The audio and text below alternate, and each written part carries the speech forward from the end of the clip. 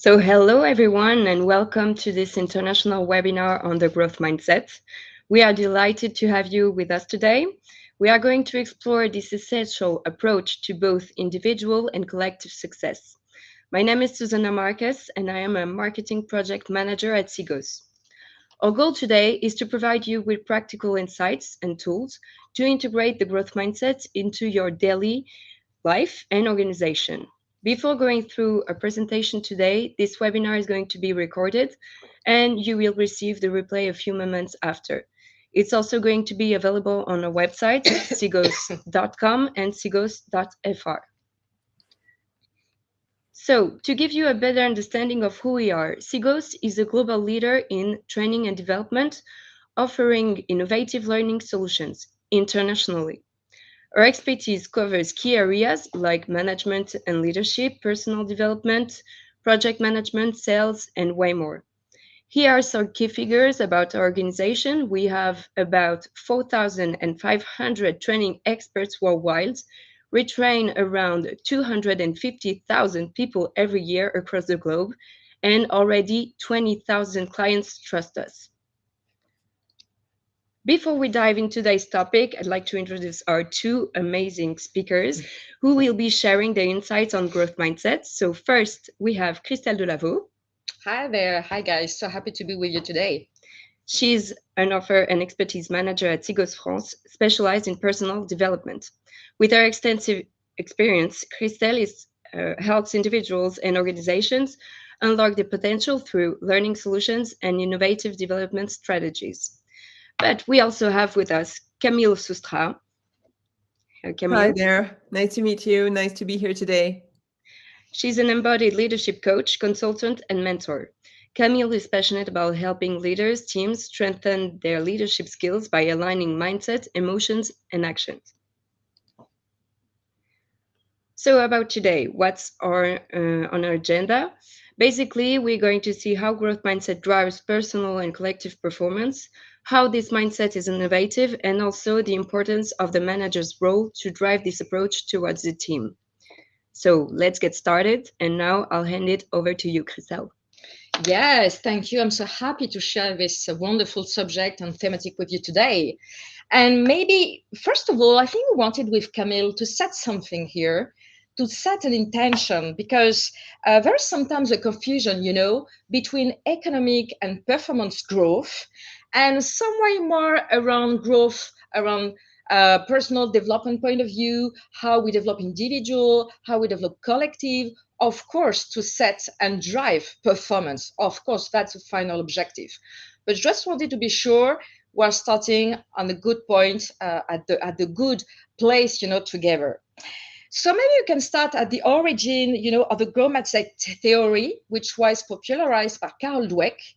Carol Dweck, I don't know if you know her. She's a psychological doctor and professor in big American university like Stanford, Harvard, Columbia, whatever. And she really refers to the belief that talents and abilities can be cultivated through effort, learning, and perseverance. And as you understand, this mindset contrasts sharply with a fixed mindset where people see their talents as innate traits unable to change. So maybe we can focus now on how Carol Dweck designed this theory. How did she learn that? And she led an experimentation with children at the beginning. She proposed a group of children, very simple set of puzzles. Okay, so she started like this. And after she proposed, so everything was going well, And after she proposed these children to have a set of more complex, difficult puzzles, and she observed the children. So she started to see if they had still some confidence doing that, if they didn't like, doing puzzle anymore, or if they were telling themselves, well, it's harder to do this set of puzzle, but it's just needing some more strategies, some more effort to go through. And what she observed, what she learned from this experimentation is that the group of children who wanted to get some more difficult puzzles were the one who were very, excited about learning, who loved learning, who were very feel smart because there were some difficult things, difficult puzzles. And that's very the first key to understand what is growth mindset. And on a neuroscience basis, neuroscience really backs the growth mindset, highlighting the ability of our brain to rewire, to adapt to new learnings. That's really a big point. So it means this is possible if you want to do the job. You can transform difficulties in opportunities. So I think, imagine when we're telling this, that in the workplaces, adopting a growth mindset can shift how employees see challenges, see failures, see opportunity development, because it's all about turning I can't to I can learn. So let's dive maybe a little bit more about the characteristics of the growth and the fixed mindset. Maybe first of all, Camille, we can say that everybody has a little bit of growth mindset and fixed mindset. That's not one or the other. But what can show you today is that people who have a growth mindset in a predominant way really think that their intelligence can be developed. That's the really first point. So they are going to have a tendency in a behavioral point of view to embrace challenges, to persist when they're setting feedbacks, to see efforts as path to mastery, receive negative feedback in a good way, okay, and be inspired by success of other people, because they say to themselves, okay, they are succeeding, I'm not succeeding yet. And I think yet is an important word here, Camille. And but I'm inspired by other success. And on the other side, if you go and look with me at the fixed mindset, people with a fixed mindset in a predominant way, okay, think that their intelligence is static. It means that by a behavioral point of view, they avoid challenges, they give up easily, they see efforts like a waste of time. Why should I do this? You know, I have so many things to do. They ignore negative feedback. I don't like this feedback. I don't want to hear from it. And they feel uncomfortable and fearful when other people are succeeding. So you see, that's not exactly the way of thinking. And I think that understanding these two perspectives, very different about how intelligence can evolve, how it can be working over and over, it's really a step to develop one's full potential. So, if I understand well, Christelle, neuroplasticity is the key. It's our brain's ability to adapt and rewire itself. This means that with effort and practice, we can actually strengthen neural pathways, building new skills and knowledge.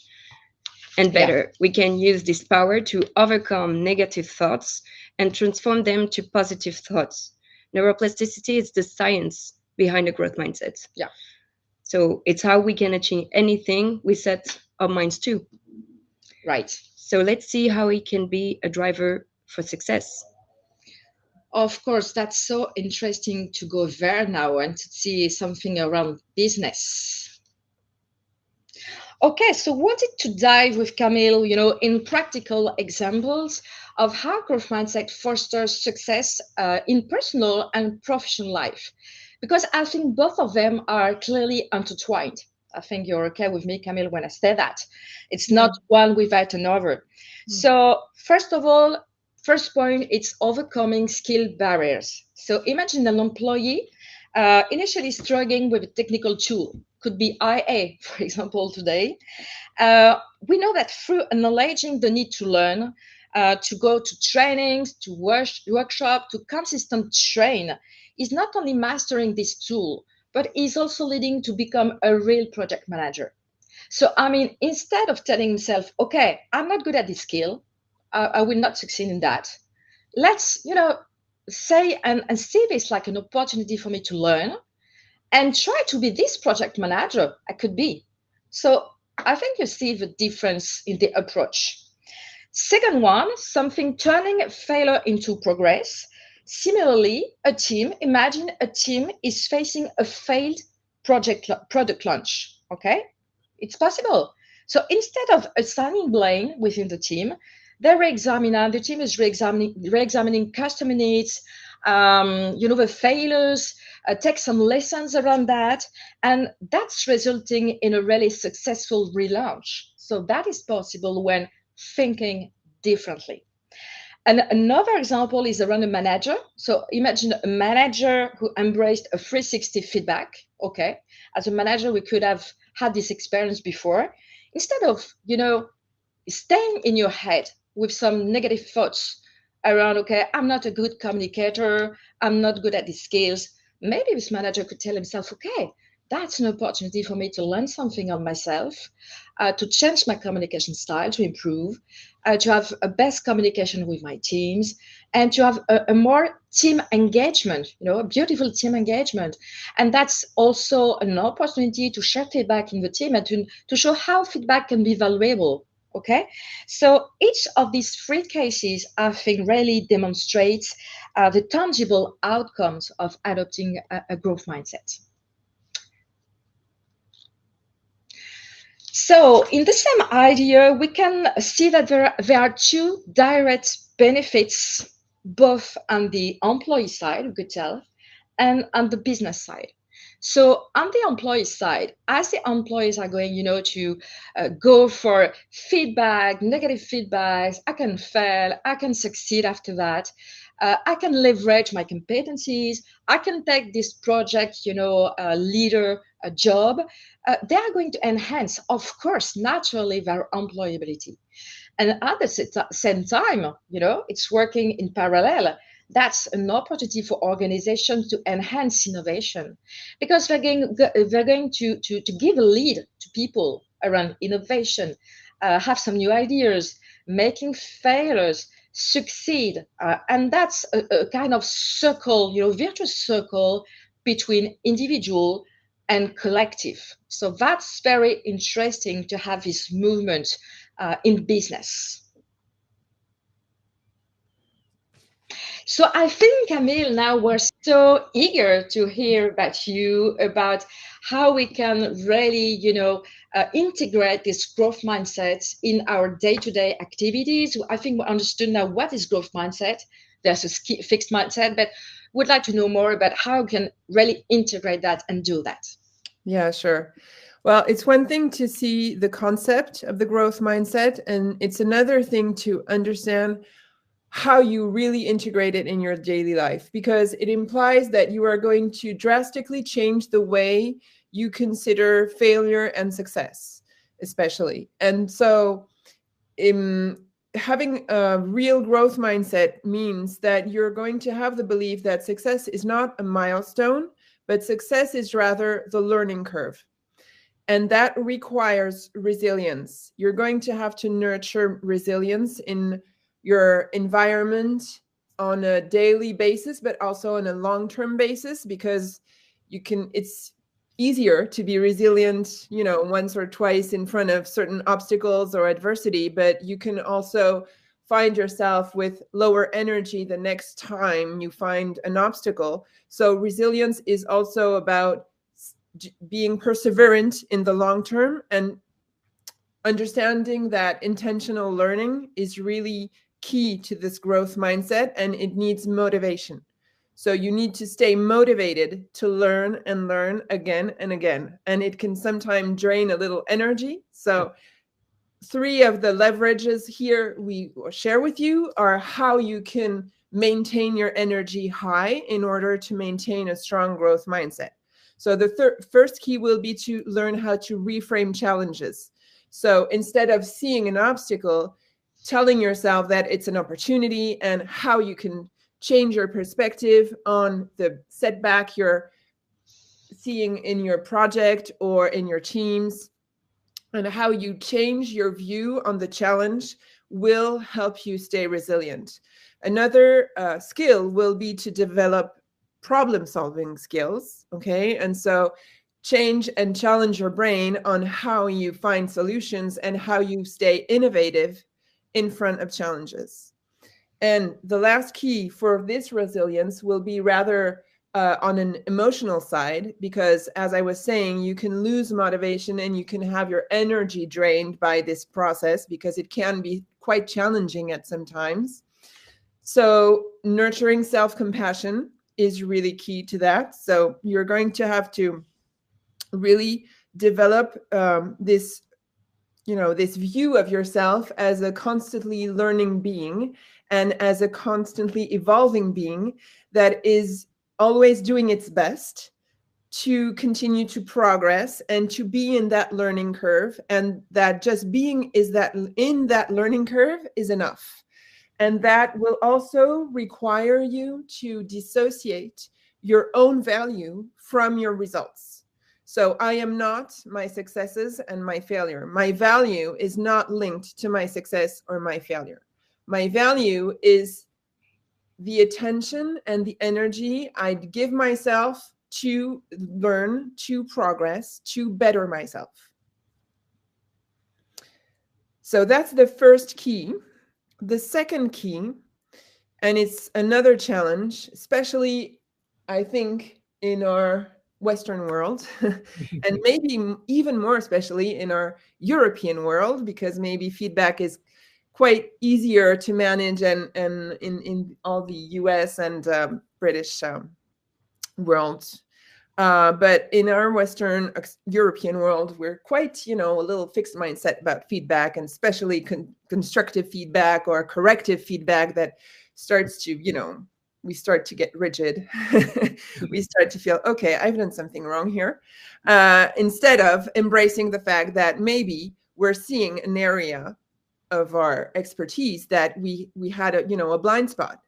And instead of having a new view of this blind spot and seeing how I can grow and learn in this context, I will feel myself challenged by this feedback. So the natural reflex in the fixed mindset will be to set the feedback, apart, or maybe like take into account a small part of the feedback, but not the whole thing, because it would challenge me too much on the value I give to myself if I accept the whole feedback. So I'll say, yeah, maybe that part's right, but not the whole part. I mean, the other things I know how to do well, but maybe, yeah, that little stuff there, I can look at that. So the challenge here is really to learn to integrate constructive, corrective, negative feedback and completely change our point of view and see them as opportunity to grow. And that will require us to develop also new habits for ourselves, especially habits of self-reflection and self-introspection, and also habits of evaluating where we need to learn and develop new skills. So that it's how do I make intentional learning a new capability for myself? How do I integrate the fact that I am this growing, evolving being, and that I need to continue to learn in the process, and especially in the world we are in right now, which is pretty challenging with a very, very quick, learning curve. We're supposed to adapt and learn new skills really, really quick. And you have this impression that you have learned and mastered a skill. You gave the example of IA, Christelle. I mean, people start to think that, okay, yeah, that I got the grasp of that, and that no, there's already something new in there, and there's already new skills you have to develop, and you're already outdated once you've mastered the skill. So that's where the self-compassion also is really important, to say, okay, I did the best I could. I'm learning at the good pace, because and we will talk about this a little later too with Christelle, but growth mindset is not key to make people just learning robots. Okay, we don't want people to be just interested in learn to enhance their performance with a disconnection from their value, from their soul, from their purpose. This has to be really intimately intricated with the way I see myself, with the value I give to myself. So that's why these keys to integrate growth mindset in your daily life are really, really important. So see feedback and self-reflection practices as really, how could I say this? It's like the most precious time you can give yourself, and the most precious feedback you can give yourself is embracing, that feedback that can feel uncomfortable at the beginning.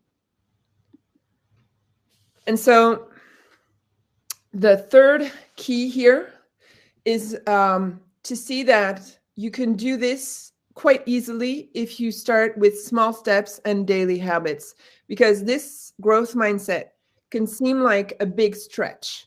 It can seem like a whole different, point of view as what you've been experiencing in your personal and professional life until now. And so you might feel that it's quite challenging to really have that growth mindset completely in every aspect of your life. So as Christelle told you earlier, we're not either fixed mindset or growth mindset. We all have both, of course.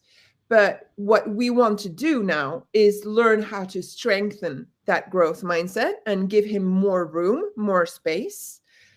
Because what is interesting is that when we give growth mindset more space, we also give ourselves more space, because we're less we're less tough with ourselves. We accept that there's things we don't know.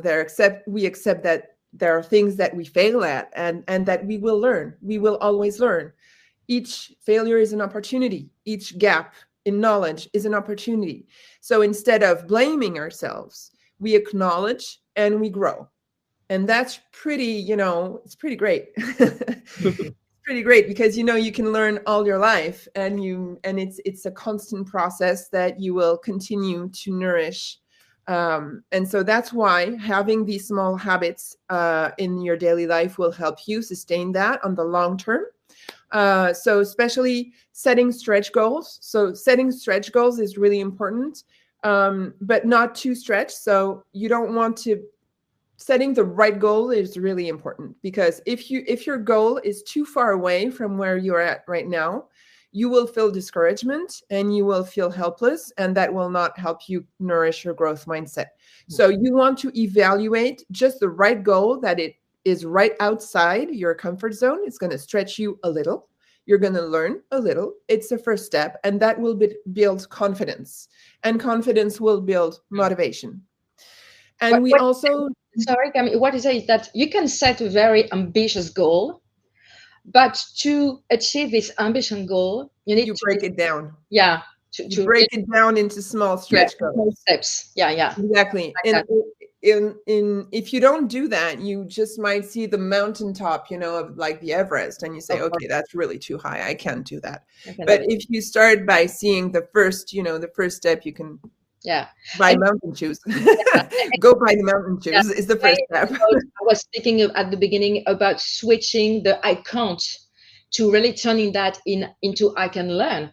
And I think that's very linked. It's the I can't into I cannot yet. Yeah. It's really about the power of yet. And that's central in Carol Dweck's approach, is the power of yet. It's not that I cannot do it. It's that I cannot yet do it. Right. I will be able to do it. I just don't know how to do it yet. Yeah. I think it's important to say that today. It's really important. Yeah.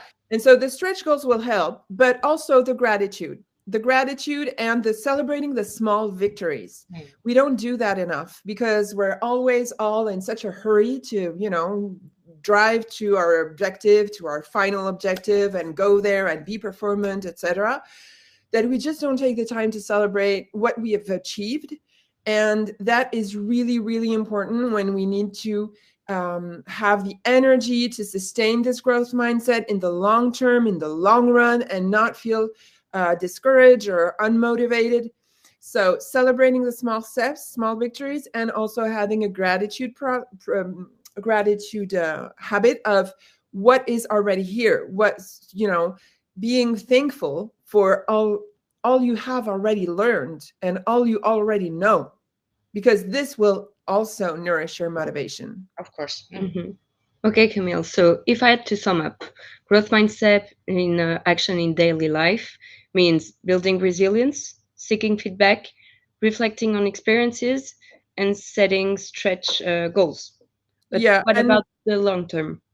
Yeah, well, that's exactly. That's really important. So that's on the daily way you can have your growth mindset be in your life. But to sustain it on the long run, you will need also to have an environment that will help you create that growth mindset. So, for example, having people who understand what your mindset is and who will encourage you in that mindset, who will sustain that with you. Also, being keen on tracking your progress regularly. So that those are the self-reflection and self-introspection habits that you need to maintain in the long run. And commit yourself, as we were saying, to lifelong learning, being conscious that this is not one shot. And this will be a constant process until probably the end of your life. And it's okay. It's great, actually. It's the best adventure to continue to learn until, you know, you don't know where it's going to take you. That's a journey. It's a journey. All right. And so, Christelle, now, Yeah. the thing we wanted to talk about also is how this translates into a work environment. Yeah. And in a collective, this time in a really collective approach. So exactly, we're going to go through, you know, first of all, growth mindset in team dynamics. What it is changing in team really to adopt this growth mindset as a collective.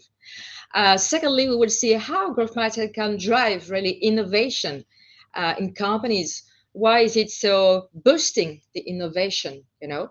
And the third thing will be how we can share with you maybe today some very simple and managerial tool to already foster growth mindset in teams. I always thought that manager, if we speak about manager, we speak about that later on, Camille, but the role of manager is so important in this journey, as we call it. Definitely. So the first thing is growth mindset in team dynamics. I'm really convinced, and I think you too, that a collective growth mindset is going to transform how teams are working together. And I think the first point is open discussion, open communication. That's really a cornerstone in the growth mindset in collective. Because, you know, you can exchange idea with your colleagues, you can exchange feedback. That's okay to give some feedback. That's a different point of view, as you said, in our European also perspective. Sorry, I think there's a yeah, I'm going back in this slide. So, and that there is no fear to explain that, to share that. There are no judgments. That's so important to know you can speak without be judged by your colleagues or your manager or whatever partner or so on. And at the same time, it's kind of nourishing, you know, the collective because you foster a mutual growth, mutual respect in the teams. And you can encourage, you foster a culture of encouragement, of trust. Trust, encouraging each other is so important. To know that when you have a difficulty, you can share with another, is understanding your difficulty because he knows that failure can, you know, go and run you to success. And that's only a step. But sometimes you need this process to be reassured, to share with another people. So when you have this in the culture, that's kind of new thing. You know, in this culture, I can trust people. I can share ideas without being judged. That's okay if I'm doing a mistake because I know I can learn and my colleague maybe is going to learn from this mistake. It's changing almost everything. And we know that teams with a growth mindset focus are very, you know, are contributing to everybody is contributing to the big picture. You are aware of a collective objective, of a long-term objectives, as you said before, Camille, concerning the long term as well. Not only what is going on now, what we're doing together is going to lead to our success maybe in a few months. And that's okay, where everybody is experiencing this journey at the same pace. With a difference of one another, and that's okay. So I think this mindset is really changing the point of view, the way we are imagining the collaboration every day. And now, just to going a little bit through innovation, the impact of shared growth mindset in innovation. First of all, we told it before. It's really encouraging experimentation. You can experiment, you can fail, you can try. And maybe you will succeed, or maybe you will learn something, whatever, one or the other. Anyway, you will win something. And I'm thinking, Camille, to the sentence of Nelson Mandela. It's the same spirit Exactly. Sometimes, sometimes I learn, sometimes I fail, and sometimes I succeed, and that's okay. Yeah. That's also the self-compassion you spoke about before. It's so interesting also in this innovative culture to have to leverage diverse perspectives. As you know, you have your forces, you have the talents, and people next to you is having some other talents, some other specific, tools or competencies. And this is going to help teams also to innovate, but also resolve complex problems. That's really the key, to resolve complex problems, to have this neurodiversity, to have this different personality, different traits, and whatever. And finally, builds a culture of shared improvement. That's a really iterative part of the process, as you said. We know that we have some improvement points in the team, collectively, individually, but we are in this shared improvement, is in this journey. And I think it's also, enhance the possibility for companies to foster this culture of be the forefront of our industry, because our team can innovate. They know that they can fail and they will succeed. And that's not the same approach around, create new things, try new things. So growth mindset has a really nearly a link very, very precious with innovation as well. So we wanted today to give you, I told you before, some examples, some practical strategies in your daily business as a manager. And we thought with Camille that maybe the first thing was to really try to have some workshop sessions, because these workshop sessions are going to, reinforce the key concept, share about the concept, share about the journey, learn from alignment of each other. So that's not waste of time to speak again about growth mindset and what is really happening inside our team with that. So the first thing is this. The second practical strategy would be feedback loop. We spoke a lot about feedback already, and that we need to still learn in France or in European countries around feedback, but really give some regular structured feedback is the key, as we saw it already. And the manager has a real role concerning psychological safety. You will speak about that, Camille, as Yeah. well, because people need really, if you want that to really work, to be comfortable with giving feedback and receiving feedback. And it's up than be comfortable. It's being very secure when we are dealing with this feedback. The fun one will be really celebrating learning moments, celebrating momentum, celebrating milestones to really continue the process. And it can be celebrating individual success. As we saw, I'm very inspiring because you succeed in your project. That's inspiring for me because I'm not yet succeeding in my project. But that's it. That's not my time. It will be mine maybe tomorrow. I'm sure I'm not yet at this point. I will experience that also. So celebrating moments can also encourage, each other to continue the process.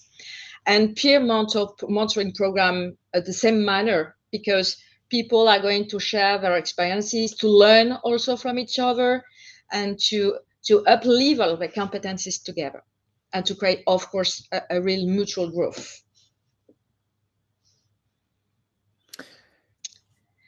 So now, Camille, I think you're getting a deep through how we can embrace growth mindset, how we can help team doing that. That's Yeah. interesting.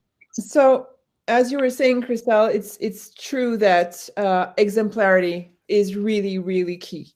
So leading by example will be one of the first drivers to implement a growth mindset in a work environment. People are going to look up to their managers, to their leaders, to see if it's just a new HR trend or a new concept that's trending right now, or if it's something serious, if it's really a change of culture. There are some companies who really went the whole way, on the growth mindset. I'm thinking about companies like Spotify or Google, who implemented what we call the fail fast strategy. So you have a wall of all the failed projects at Spotify or at Google when you arrive, and it's like a wall of fame, because it's through these failures that they have built the success that these companies are today.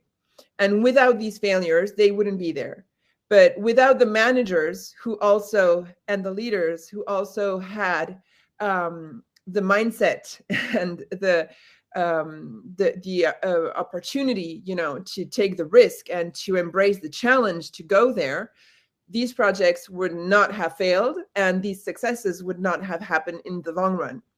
So managers are key. And I know that a lot of managers today are a little tired of all we're asking of them. It seems like they have a wider and wider and wider role each time. But what is really interesting with the growth mindset is that it brings back leaders and managers just to the same level as any other human being in the company. So what we want here is just to show that a leader is no different from an employee, and that he is completely open to acknowledge where he has gaps, where he has a learning curve, to embrace himself. And being okay with that vulnerability as a leader is a really, really extremely important key of leadership. And embracing this, openness to be a learning process yourself will inspire in return other people and teams and employees to follow that example. So leading by example is key. Adaptability will be key also. So managers and leaders will also need to embrace this flexibility, this being okay with the fact that the learning will be more important than the achievements themselves, and that the success is the learning, not the realization of the project. So that's quite a new way of seeing things. And I really, really think that the more leaders and managers embrace that, the more we will be able to embark, really companies and employees in that. So being transparent also will be another key in this leadership, in this leading by example. Being transparent on where you stand, what your learning capabilities are, where you want to grow, going to conferences, going to workshops yourself, embracing feedback yourself, being completely okay with that corrective feedback or that negative feedback. Also, being okay with the fact that there are mistakes that can happen to anybody, okay, to leaders, to managers, to employees, and that mistake is normalized. We will see that also in the second part in the slide that just after this. But it's really a new way of seeing leadership, and it's more about authenticity and vulnerability and willingness to grow, willingness to learn, willingness to embrace challenge, willingness to adapt, that will inspire, true leadership and true engagement in people and employees. They will believe it's not just a new HR trend if they see their managers and their leaders embrace it themselves. That is, Yeah, what you say is that it's first a change of behavior of managers and leaders, and be capable to share this vulnerability, this journey with others, not doing that, in their side, just a part of the others. Because if we start by the base, then you will have resistance, because people will think that it's just another way of telling them they're not enough and that they have to improve. Not performant enough or whatever. And if your leader is okay to say, well, I'm not enough on that subject, and also I learn, okay, so what can I do to learn too, and to improve and better myself also, to walk in his footsteps or her footsteps, and try to support that team effort or that innovation. Of course. And so another really, really important part will be the fact that you will be able to create a culture of psychological safety. So that's the other thing. It's not a new trend, and it's not just a facade. It can be just words. It can be. It really has to be like, there has to be a true granularity, and it has to have ramifications in the whole company, and it has to be sincere, and people have to feel safe. They have to feel safe to fail. They have to feel safe to make mistakes, and not be blamed. So we have to take the blame game out of the equation, and rather, instead of blame, assign responsibility. Assign responsibility to acknowledge where you stand, where you want to go, how you want to contribute. You need also to encourage open dialogue. People have to feel okay to say their truth, whether it be comfortable for the rest of the team or the leaders or the peers or not. And of course, this is not like the key to chaos. It's not because you say it's okay to have open dialogue, it's okay to make mistakes, and it's okay to fail, that everybody's going to start to say stuff and go on a wild goose chase and plummet the company's results. No, that's not the end game, of course. It's just creating enough safety for people to feel okay to take the risk, okay to seize the opportunity, okay to embrace the challenge, because they know that if they have a setback or a failure, they will not be blamed. And that's really also consistent support from leadership, from management, from HR, throughout, teams, feeling that the other team or the other project manager also has your back, because we are both in this learning curve together, and we are both at different points of our own learning curve, but that's perfectly okay. So this culture of psychological safety is really, really key to foster a genuine growth mindset in the long run, and to create a real culture in your organization around this growth mindset. And the more we talk about it, the more it's open, the more it's on the table, the more you discuss it with your teams, with your HR, with your learning, with your leaders, whatever, the more people will feel that it's normal, and it's starting to be the new way of seeing things in your daily work life.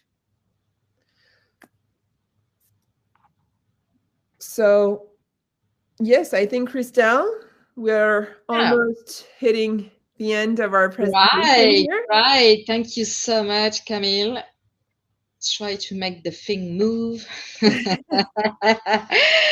So thank you so much. It's yes, I think it's a wonderful opportunity to speak about that. And you're so right when you say you have to discuss with everybody around what is going on. When we're doing this, are we in a growth mindset? No, but that's okay. We have to be self-compassionate and to be just aligned where we want to go. And I think it's a wonderful opportunity to first unlock potential of individuals, because as you said, they feel safe to experiment, to make some feedback, to try some new things and change, the mindset. There is the way I can do things in the company before I know about growth mindset, before my leaders and managers really implement growth mindset in the company, and the way I can do things after. There's a real change in that. We saw how fostering collaboration, that's another consequence of growth mindset, adopting a growth mindset. And you can really create powerful teams, speaking together, experimenting together, encouraging motivation between the people, the trust as well, and lead with vision, of course, because we need managers and leaders to first be the first people to really adopt a growth mindset, to foster this culture of growth mindset, of innovation in the company. So we would like to propose you to just start now with, humility, with small steps, as you said, Camille. Just be, in the first, second, or third step before going there. That's a journey, once again. And we wanted to share with you this sentence of Brian Herbert. I know, Camille, this is one of your favorites. So we can read it. The capacity to learn is a gift, of course. The ability to learn is a skill also. And I like this. The willingness to learn is a choice. So we really hope, I think, today that you will make this choice of this learning path, this learning journey, as it's so beautiful, so inspiring for everybody. And thank you so much, Camille. That's the opportunity for me to thank you for your collaboration and preparing the webinar, really. It was a great pleasure for me, and I hope it was a great pleasure also for the person who are listening today to this webinar. And I think we have It now was a great pleasure being here. And yeah, as this quote says, everything is a choice. You can always choose. You can choose the growth mindset at each second of each day. You can choose a fixed mindset or you can choose a growth mindset, and it will completely change the perspective you have on things that are happening in your life. for sure. Thank you, Camille. Thank you. Thank you Well, so much, both of you. Really, it sure. was super interesting. And of course, doing the link with the solutions that we have at Sigos, because this was an introduction to growth mindset, highlighted just now by our experts. But we have a full day program that would be interesting for all of you. And we also have another program that could be interesting, that is how to behave in situations of change, and way more solutions around assertiveness, self confidence, time and management, energy, and also emotional skills. So now we can open the questions. Of course. Okay, so we're having a look. Yep. Oh, we have one, Camille, here, very interesting. Hello, Camille and Christelle. How do you maintain a growth mindset when faced with constant criticism or a toxic environment? Yeah, but that's the key to that, what we were saying, that you really need the psychological safety. If your environment does not sustain a growth mindset, you cannot. So you can sustain it for yourself. So you can see your toxic environment as a challenge, and you can challenge yourself to, what do I need to grow in this toxic environment? So do I need to grow my self-confidence? Do I need to grow my capacity to draw my limits? Do I need to grow my capacity to say no? Do I need to grow my capacity to change jobs? So what skill, what capability do I need to grow in the face of this challenge? But you will not be able to deploy a growth mindset in an organization or a service or a team if you are faced with constant criticism and toxic environment, because this is fixed mindset. And so, there are battles that you can fight for yourself, but there are battles that you cannot fight for like 100 people. So depending on the size of that environment, the choice is yours on how you want to tackle that challenge. Yeah. And we have another question around, should we start to demand feedback from the results of our ideas and growth? And if we do not get answers, look for new projects? That's a question. Is it worth insisting and being resilient? So this question Really of feedback interesting is question. that question of Danielle. And I think this question of feedback is so interesting, because now again, in a lot of companies, you don't have a real feedback culture installed. So what I was doing before, what I'm still doing, is that I give feedback to my colleagues, to my manager, whatever. I don't mind doing that, because when you are you are doing a feedback to somebody else, making a feedback, you are just already in this cultural change, and doing it, showing that it's possible to do it in a secure way, that is going to lead to a better relationship, better, outcomes. It can give, it's time. As always, it's not, we say that Rome hasn't been built in, a few days. That's the same thing. You need time to install that, and you are responsible as well. You need to have a kind of exemplarity to try that. And of course, you are not responsible of everything. I mean, if there is nobody, taking part of feedback in HR, in your leaders, in the governance, whatever, that's difficult for you to be alone. But you can install something. You can try. Don't know what is your Camille about that. No, I think we have a lot of progress to make on feedback culture, especially in France. It's very complicated. We have a French fixed mindset is pretty strong in France. So it's going to be a big challenge, to deploy growth mindset, but we're up to it, Christelle. So I'm not afraid, because I know that it's the future and I'm convinced by it. But I think it's, to be really lucid, that it's easier in the US to have a growth mindset than in France, because our social, educational, and family environments are all very, very infused with a fixed mindset. So feedback is having a hard time really being used in France. I talk about France because it's a work environment that I know the best. But I grew up in the United States. Maybe you hear it from my accent. And I know it's a completely different culture around that. So some countries, it's more challenging, to just, but the truth is that it's such a huge driver for innovation, a huge driver for growth, for personal and collective growth. So we have to normalize feedback. We have to normalize feedback. In your question, of course, we should ask feedback for result from our growth, from our ideas. From each time we can ask feedback, we should ask feedback. It's really important. Yeah, really important. And that in doing that again and again, that the more we do it, the more it's going to be, normal for everybody. Of course. So you can start at your level, even if it's not easy and that not equal in all the country. We know that. I think the first question we should ask ourselves with that is, am I okay with negative feedback? And what do I do with negative feedback?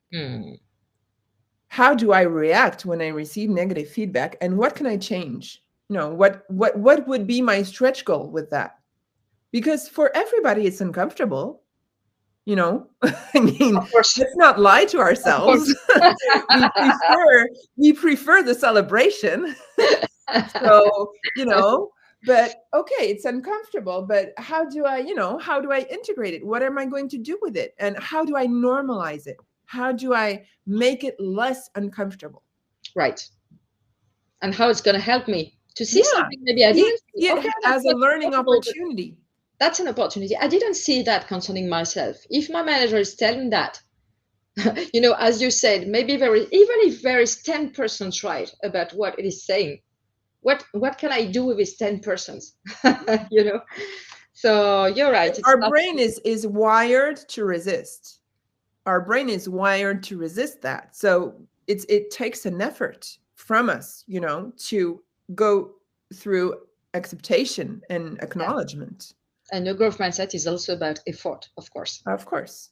We have another interesting question from Patricia, Camille. Yeah, I saw it. You saw it. In a world of terrible turbulence, don't you think people seek a strong leadership instead of a leadership showing vulnerabilities? It is a paradox, but it's real. I like this question so much. Yeah. There would be so much to say about this question, and I think the political world right now is a perfect illustration of why of how people need certain type of leadership when faced with uncertainty. But what I think is that true leadership embraces vulnerability, because there is no one human being that is only about its leadership and being nobody is 100% right all of the time. Nobody is 100% successful all of the time. Nobody is perfect. No human being is perfect. Perfection, It doesn't exist. It's just a concept in your head that you feel that strong leadership is perfection, like Wonder Woman or Superman, but that does not exist. It's an ideal, and it's great to have ideals, but I'm not sure I worked with a lot of leaders in my previous professional life when I was head of communications. And what I can tell you is that the leaders that drove the more engagement and the most effort from people and the most willingness to follow them were certainly not the ones who thought themselves as alpha male and superheroes, but were the ones who were in touch with their emotions, who were in touch with their vulnerability, who were authentic, and who knew when to draw a line between emotion and, conscious thought and decision making, and who were especially really responsible for their choices, and they were able to say, I made a mistake. This project is a failure and it is my fault. And we can also ask the question to ourselves, what is the strong leadership? Because here there is the expression of what is a strong leadership, but maybe the strong leadership is not the leadership, perfect, as you said. And you can be strong and be authentic in the same ways and be truthful and share about your experience, about your failures. And for me, this is a strong leadership. Of So course. we have ready to change our mindset around what is a strong leadership. Strong leadership for me is the ability to take difficult decisions, to make difficult choices, and to know how to explain them, and to know how to engage people in these difficult choices without being inhuman, being in touch with your humanity, and engaging people into this adventure, even though there is going to be hardship, there is going to be effort, there is going to be loss, but we're going to go there together as a collective, as a team, because we can, because I want to take you there. That is strong leadership. And I have met leaders who know how to do that. There are not many, but they exist. Yeah, and strong leadership is also something about intuition, Yeah, because definitely. I know that that's the perfect moment to take this decision and go for it. It's also a question of fine tuning or sensing things, and it's not only about factual information and reports and whatever. It's because I understand where people are, what they're feeling about this project, that I know that they are ready. We are collectively ready to go there. And it's about alignment. Yeah. It's about staying aligned with your values and staying aligned with what's really important. So when you make a difficult decision, or when you have to, cut jobs or cut costs, and that is hard, is staying yourself and not sacrificing who you are. And these leaders who are strong leadership, they know how to take the strong and difficult decisions, how to explain them, and how to be aligned with their value. And if they're not aligned, they know to step out of that decision also, or to not take that decision. And that's really important, because that's Yes, authenticity. of course. I think we have time maybe to get last question, Yeah. Camille. It's Luciana asking for Camille and Christelle. How do you remain motivated at work after you didn't get a promotion you wanted? And you know what, the word which is coming in my mind, Camille, now, it's just the word yet. Exactly, Christelle. That's so great. You said that. It's probably the best the best last question we could have, because Yeah. this is such a good question for a growth mindset. You stay motivated by understanding why you didn't get the promotion. You stay motivated by seeking the feedback, seeking the Yeah. knowledge gap, seeking the, was it, strategical alliances that you missed? Was it capabilities? Was it, what was the thing that didn't, get you the promotion? So, Yeah. Was and it the next time, relationship what do you you had with? need? what Yeah. what do you need to do Yeah. differently to Yeah. to get it? And sometimes you don't get it, and it's unfair because it's political or whatever. And Mhm. so, to stay aligned, you have to take a difficult decision that might be, go elsewhere, see how my value is evaluated elsewhere, as if my value is not fairly evaluated in the environment I'm working in. And Yeah. that is Everything growth is open. mindset, because Everything is fixed open. mindset is staying in my job and waiting for the curve to go like this. Hmm. And if the curve does not go like this, I feel that I'm failing. That's not life. That's definitely not life. Life is obstacles, and life is, unpredictable and constant change. And our growth mindset helps us to adapt. Our growth mindset helps us to learn and to be flexible and to improvise and to grow. And it's such a, it's such an amazing tool once you have it. Of course, and to be very inspired by this, Yeah, of because it's course. not And in to one really way.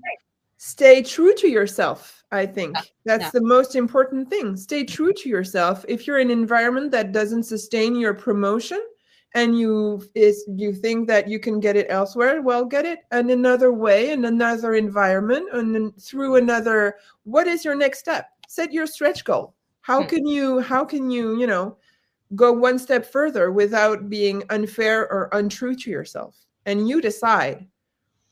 Yeah. Well, I think, Camille, we would have so many things to say, and we could have Yeah, we answered could go so on and many on. more questions. We Yes, but didn't answer all the questions. I think it's time for us Yeah, I know. to finish this webinar. Thank you so much for everybody to have been here today, to have asked those questions, to be with us in this really, I feel, fundamental and very interesting subject. Thank you to my team, to Marie, Dora, to Susana Marquez, and to Camille Soustra, of course. Thank you, being Christelle, here. for having me with you. And see you soon for some other stories, other subjects. And thank you so much for being here again. Thank you all. See you. Thank you. Bye-bye. Bye.